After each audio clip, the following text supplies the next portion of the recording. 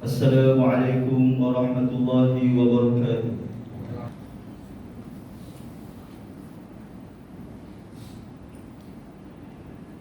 Alhamdulillahil qail, a'udzu billahi minasy syaithanir rajim.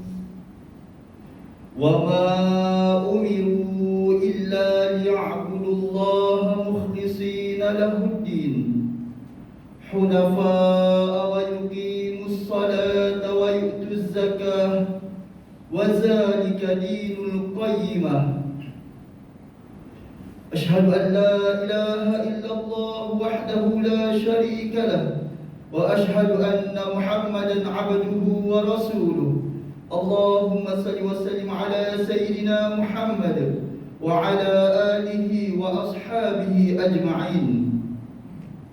Amma ba'd, faya ayyuhal muslimun, ittaqullah, usikum wa iyaya bittaqwallah, faqad fazal muttaqun.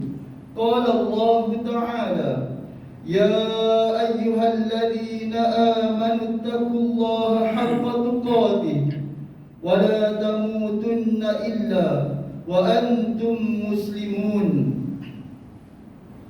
Muslimin yang dirahmati Allah sekalian, khatib ingin berpesan buat hadirin sekalian agar sama-samalah kita tingkatkan keimanan dan ketakwaan kepada Allah Subhanahu wa Ta'ala dengan melaksanakan segala perintahnya dan meninggalkan segala larangannya. Semoga dengan ketakwaan yang sebenar-benarnya dan keimanan yang teguh akan menjadikan kita hamba yang berjaya di dunia dan juga di akhirat kelak.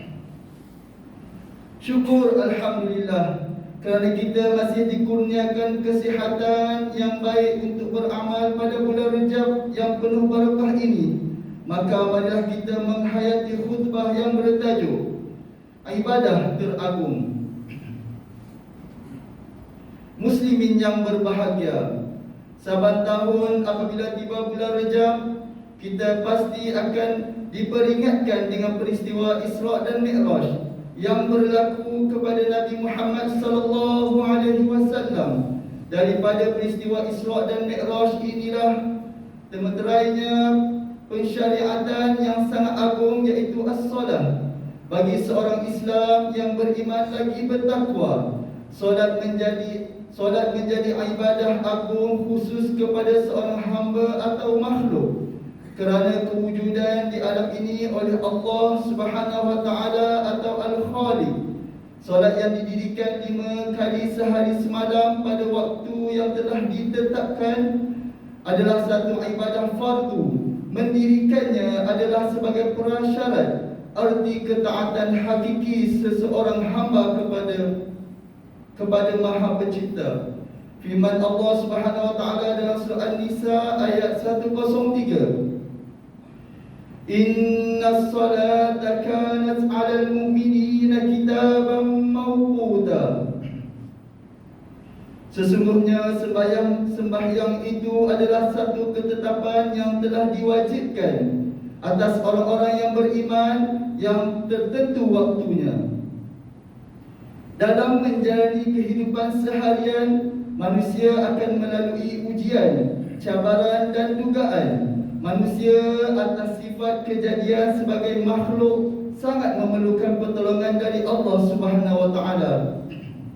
Maka perlulah bersabar dalam semua keadaan dan tetap memberi ketundukan sepenuhnya kepada Allah Subhanahu wa Ta'ala dengan mendirikan solat 5 waktu.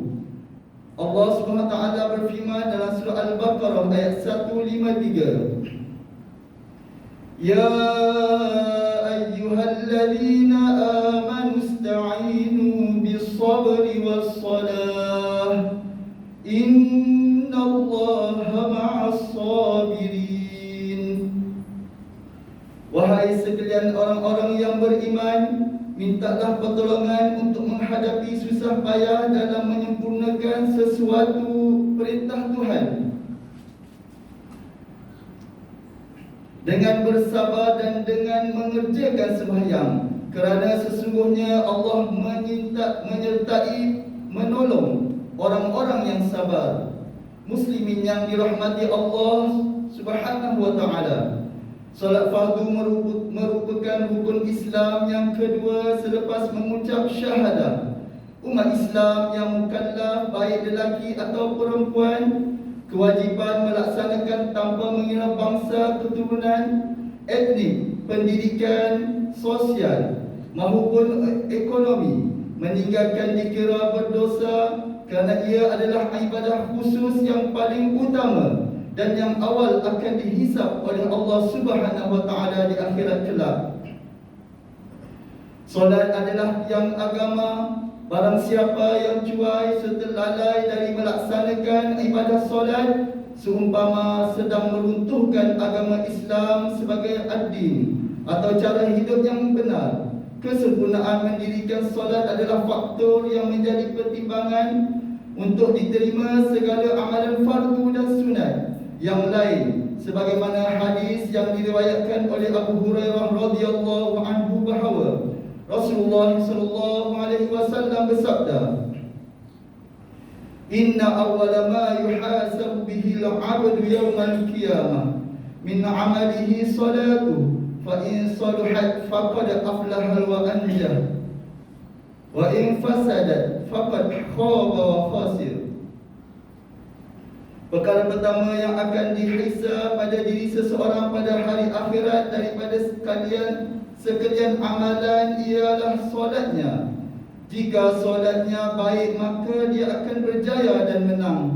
Jika solatnya rosak, maka dia akan rugi serta menyesal. Riwayat Tirmizi. Solat fardu bukan satu kewajipan yang boleh didirikan dengan sambil lewat, sekadar melepaskan kewajipan atau dilakukan dalam keadaan tertentu atau kerana selain daripada Allah. Sebaliknya, perintah solat sebagai ibadah agung wajib didirikan dalam apa jua situasi, tempat dan keadaan, baik ketika berada dalam keadaan sihat atau sakit, ketika mampu berdiri atau dalam keadaan tidak mampu berdiri sempurna. Solat tetap perlu didirikan hanya kerana Allah Subhanahu wa taala. Kerana itu Allah Subhanahu wa taala melarang keras umat Islam yang meninggalkan solat secara sengaja, walaupun dalam apa jua keadaan sekalipun, serta mengancam mereka yang melalaikannya. Firman Allah Subhanahu wa taala menerusi surah Al-Mudaththir ayat 42. Ma salakakum fi saqar? Qalu lam naku minal musallin. Setelah melihat orang-orang yang bersalah itu, mereka berkata, apakah yang menyebabkan kamu masuk ke dalam neraka Saqar? Orang-orang yang bersalah itu menjawab, kami tidak termasuk dalam kumpulan orang-orang yang mengerjakan sembahyang. Muslimin tetamu Allah yang dirahmati sekalian, pelaksanaan solat haruslah berlandaskan dengan ilmu pengetahuan dan hukum hakam yang berhubung dengannya. Antara yang perlu diberikan penekanan ialah taharah, kesucian diri. Mengambil wudu dengan sempurna merupakan perbuatan yang wajib bagi menentukan keabsahan solat mengikut hukum syarak. Syarat sah seseorang mendirikan solat adalah perlu bersuci dan bersih dari hadas besar dan kecil.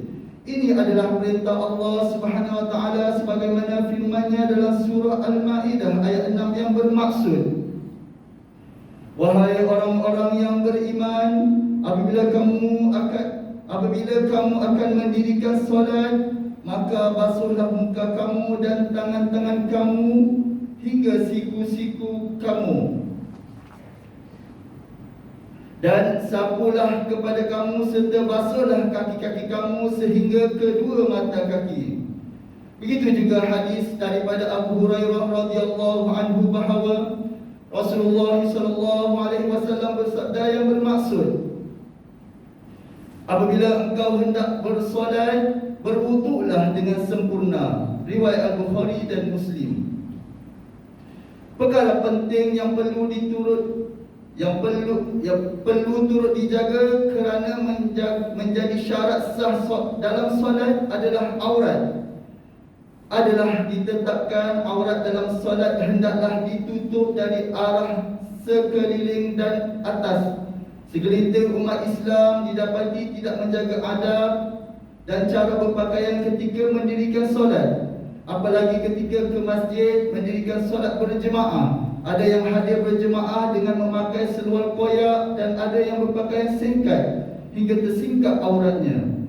Alangkah ruginya solat yang didirikan dalam keadaan sebegitu rupa, kerana membiarkan aurat terbuka menyebabkan solat yang didirikannya batal dan perlu didirikan semula. Alangkah indahnya dan cantiknya itu Islam dipandang jika sekiranya umat Islam berpusu-pusu ke masjid dan surau untuk menunaikan solat dengan berpakaian yang indah. Justeru Allah Subhanahu wa taala berfirman dalam surah Al-A'raf ayat 31, Ya bani Adam khuzu zinatakum 'inda kulli masjid.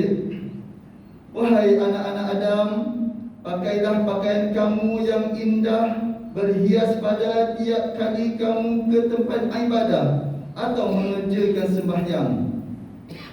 Selain itu, baginda Nabi Muhammad sallallahu alaihi wasallam mengingatkan kita melalui hadis daripada Malik Al-Huwairis radhiyallahu anhu bahawa Rasulullah sallallahu alaihi wasallam bersabda, "Sallu kama ra'aitumuni usalli."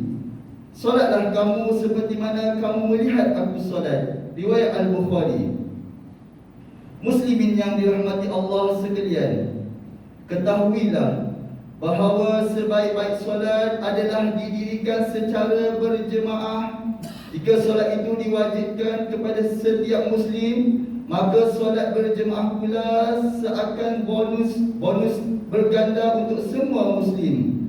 Umat Islam yang menunaikan solat berjemaah dijanjikan pahala yang berlipat ganda oleh Allah Subhanahu wa taala berbanding solat secara bersendirian. Hadis daripada Abu Hurairah radhiyallahu anhu bahawa Rasulullah sallallahu alaihi wasallam bersabda yang bermaksud, solat secara berjemaah lebih baik daripada solat bersendirian sebanyak 27 darjat. Riwayat Muslim. Solat berjemaah membolehkan seorang Muslim itu untuk bertemu, berkomunikasi dan berhubung dengan sesama Muslim di masjid, surau ataupun musalla. Solat berjemaah juga membolehkan seorang Muslim itu menghargai nikmat persaudaraan atau ukhuwah yang dipraktikkan di dalam Islam. Jika suatu ketika dahulu bilangan jemaah di masjid dan surau dihadkan kerana pandemik COVID-19, kini sedikit demi sedikit kelonggaran telah diberikan untuk semua umat Islam. Sama-samalah mengimaratkan masjid dengan solat berjemaah dan berbagai program mengimaratkan mengikut SOP yang ditetapkan.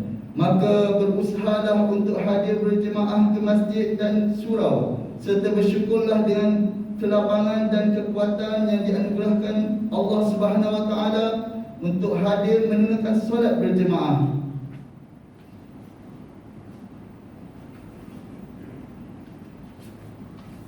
Namun begitu, penekanan konsep kerohanian serta amalan melazimi solat berjemaah ini juga seharusnya bermula dari rumah. Suami serta bapa disarankan untuk sentiasa berusaha mengajak ahli keluarga bersama-sama melazimi solat berjemaah, walaupun cuma satu waktu dapat mengeratkan kekeluargaan dan melahirkan kewibawaan suami sebagai pemimpin rumah tangga, menanamkan kecintaan serta meningkatkan rasa hormat sesama ahli keluarga.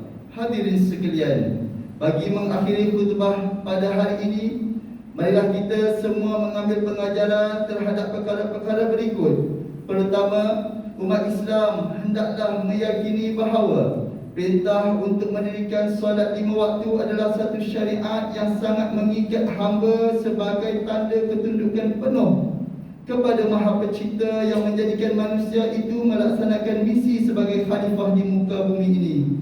Kedua, umat Islam hendaklah memastikan solat yang didirikan dalam keadaan sempurna dan menepati apa yang telah diajarkan oleh Rasulullah SAW melalui para ulama.